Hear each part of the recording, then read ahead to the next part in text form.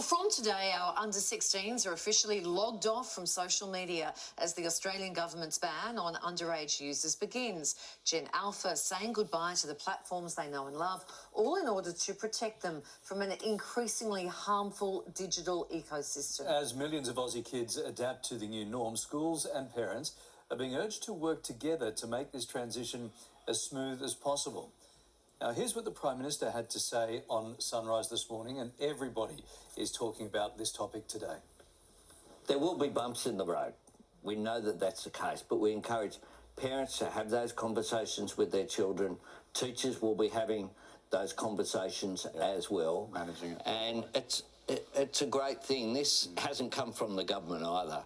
This has come from parents who've taken personal tragedies, who'd lost a son or daughter, and have channeled that trauma into not wanting other parents to go through what they've gone through. Yeah, definitely a lot of heart in this campaign. For more, we're joined by digital safety advocate Yasmin London. Welcome back, Yasmin. Lovely to see you. We're hearing from parents that children have already set up these sort of fake accounts. What do parents need to do? How can they monitor this properly? Look, it's a really interesting space when we think of parents. There'll be many of them cheering today because they're able to say that this is against the law, but there's also the rest of them that are perhaps against the ban, helping their kids bypass these sorts of controls and create those accounts, and others that are a bit unsure on what to do. So it is going to be, I guess, what happens in each and every home will be different, and as well, really understanding the age of the kids and their developmental stages is going to play a really big role in the success. Yasmin, would you urge those parents who are saying, oh, I'm still going to help my kid get around the rules, would you urge them just to please give it a go first? Yeah, absolutely. Because I think there is this sort of a minority of parents who are saying, oh, my kid's going to feel isolated, and that is a real fact, but would you just urge them to please give it a go? Yeah, look, absolutely. I think in the end, the essence of this law is to try and safeguard kids on a really problematic platform. So I think it's a really important first step, and it's really important for parents to give it a go. It is going to be difficult. We've seen a lot of migration onto other platforms already by kids. A lot of them don't want this. But of course, as those protective adults in their lives, we've got to support them in making good choices. Yeah. Okay, what about this sort of online addiction, online bullying, online addiction to gaming? Do you expect we'll see a reduction in that activity now as a result of this? Look, it's going to be interesting. There's a recent research report by an organisation called Qoria, an Australian safety tech organisation, and they surveyed 1,000 schools across the globe, and they actually found that in Australia we have the highest rates of online bullying. Now, that predominantly happens on things like messaging platforms, which aren't covered by the ban.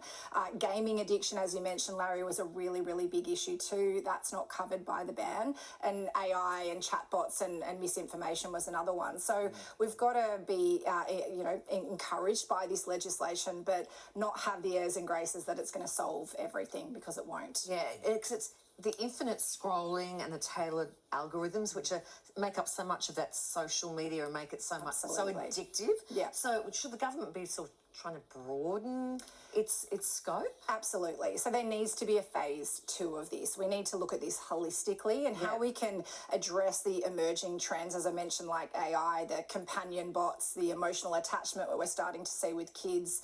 In that report by Qoria, 50% of schools in Australia are saying that they're concerned about that and seeing it. So we do need to have a phase 2. There's the digital duty of care that was brought up as well in the initial stages of discussions around this ban. I'd really like to see that come into play. But regardless, we do need to look beyond just one segment of the internet. There's this other frightening issue coming around, that some students confiding in AI over their family and friends, parents, for instance. Yeah. Where do we start to deal with that? Look, this is a really big issue. So we need to make sure that, firstly, our kids have stronger relationships with the people in their real lives than they do online. We know that these chatbots are going to share misinformation and disinformation for kids that they take as legitimate. So we have to be able to intercept that. We can do that through technology as well. So if you're a school, for example, things like filtering technology can be really effective, monitoring technology so we can see the signs and patterns of behaviour that are going to cause risk.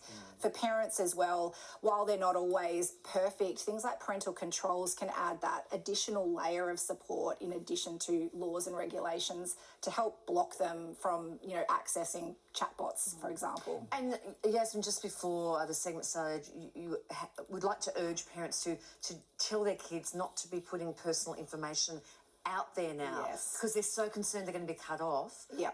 You've seen kids do this. What are they doing? Yeah, absolutely. So we've started to see kids put their personal information, their phone numbers, their contact details in their bios on platforms like Instagram, for example, or other social media platforms to try and make sure that their friends are able to stay in contact with them, ones that perhaps they might not know in real life, but they've met online. And of course, that raises a whole range of privacy and safety issues. And this is what happens when kids feel cornered, all right? They make decisions that aren't particularly sensible, but they have that desperate need to remain connected. And so there's these unintended consequences that happen. If there aren't any repercussions here, how can schools rely on parents to comply, to do the right thing? Yeah, well, we've got to work together, don't we? As you mentioned in the beginning, we've got to have an ethos of attempting with this and trying to make it work. It's here, so we have to try and make it as effective as possible. But certainly the reliability of parents is going to be varied. This is going to be a bigger lift for them, especially over Christmas holidays and school holidays where kids are, going to have more screen time than they ordinarily would. And it is going to be up to parents to figure out how to protect them from different platforms they might move to. Yeah, all really good advice, Yasmin. Thank you so much. Pleasure. Thank you.